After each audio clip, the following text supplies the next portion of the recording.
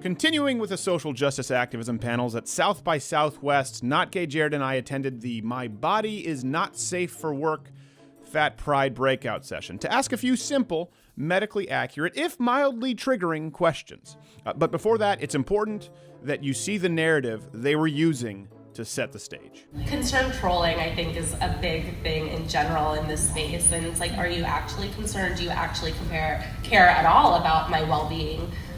Because if you did, maybe you wouldn't be harassing me because it's not great for my mental health. It's the gateway to basically just saying, I don't like you, I don't like what I'm seeing.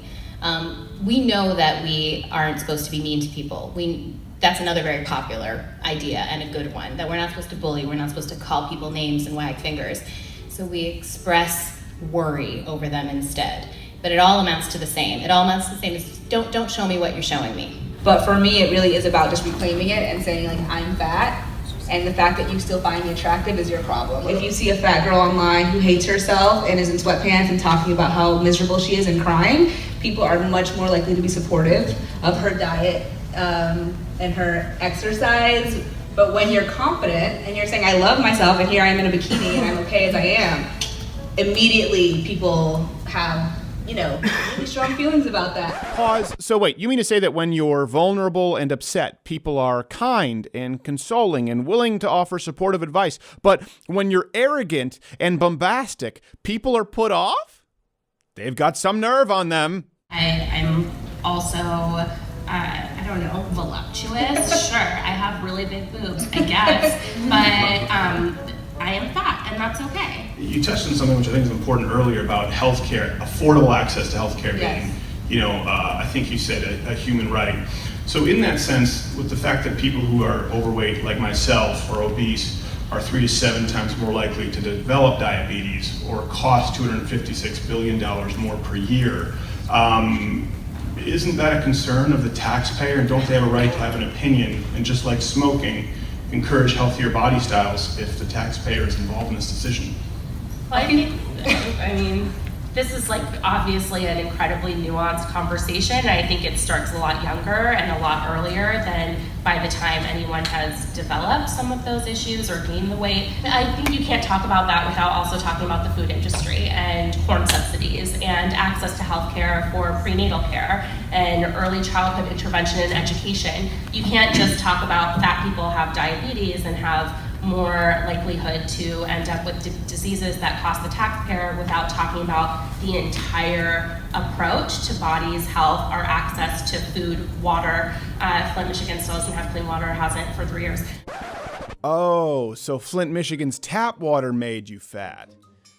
Well, that explains it. If we see a statistical risk pool, do we also agree that insurance companies should have the right to discriminate in that sense based I do on not. cost? I mean, none of us would agree that it's okay to discriminate against fat bodies up here, but If you are, excluding people or penalizing people based on size, you're not just discriminating based on size, you're also discriminating based on, a number of things, including racial and ethnic backgrounds, for example. Wait, pause. Did she just insinuate that black people are fat? none of us have an issue with promoting healthy lifestyles. I think in our case, it actually is a really big part of our identities and brand. Like Nicolette and I talk a lot about we're both gluten-free, etc., because of our conditions. Oh, it's the gluten. That's the ticket.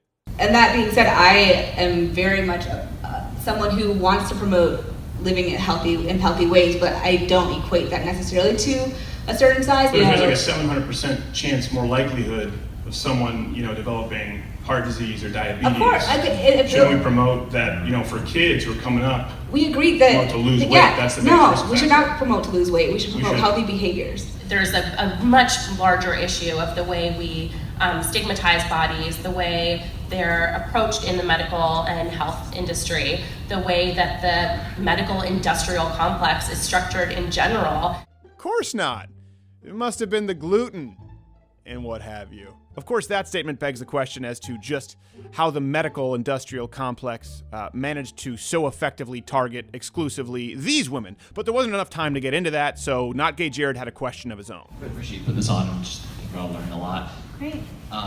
Question for you. You talked about some studies, and I'm sure there's probably a lot of studies out there, but there's been several studies that show that when polling men, for instance, this one held in New South Wales in Sydney, the study involved almost 60,000 volunteers rating almost 1,000 variations of the female figure, and what the discovery was that more attractive ones are almost always tall and thinner rather than large and curvy.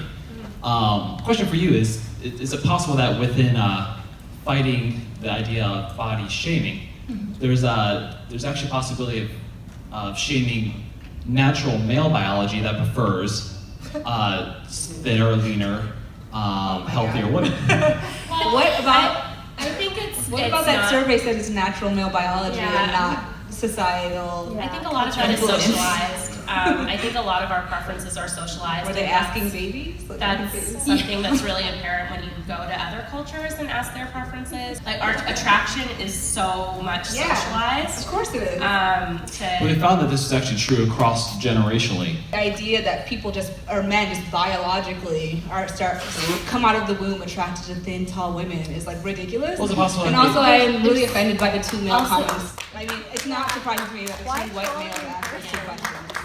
Can we have this woman's question, please? Is it possible that there's No, we're not taking your that healthy You're allowed to be attracted to whoever you're attracted to. There's nothing wrong with that. If a person is not attracted to me because my body is larger, I don't care. There's a million of other people who are. In fact, I wish fewer men would. What would you say to men who feel shamed? Nobody's shaming you for liking thin women. That's not the problem. We don't care. But I think it's okay. Harassment. That it's wrong to not find certain body types attractive. No, I'm not sure where that's coming from. These magazines that they Yes, monitor. Sir, the answer to your question is no, there's no shaming regarding this. Yes, please. They came in here with the attention to troll us, which is hilarious and not surprising. With the maximum triggering occurring, we had to get the hell out of there. But as cis white males, we wanted to ensure that we weren't wrong with our information. So we decided to sit down with a local doctor, Dr. Mike Simpson, to get his professional opinion. Also, side note, we did have one other cameraman with us at that panel, but he got eaten.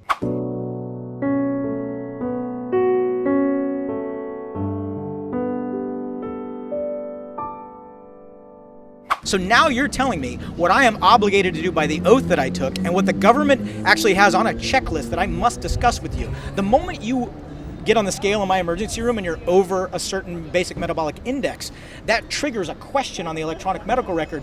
Did you discuss weight control with this patient? Just like if you say I'm a smoker, did you discuss smoking cessation?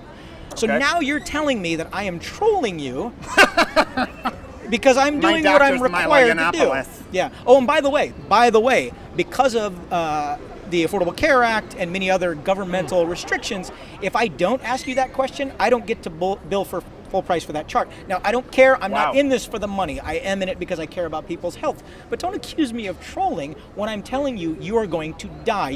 This guy really needs to check his MD privilege. Again, why does this matter? Because just like the anti-free speech panel we covered earlier this week, this entire fat pride movement is centered around controlling what people are allowed and are not allowed to say. When you categorize everything as hate speech, including medically correct assessments designed to keep you alive, you eliminate the ability for any conversation to take place.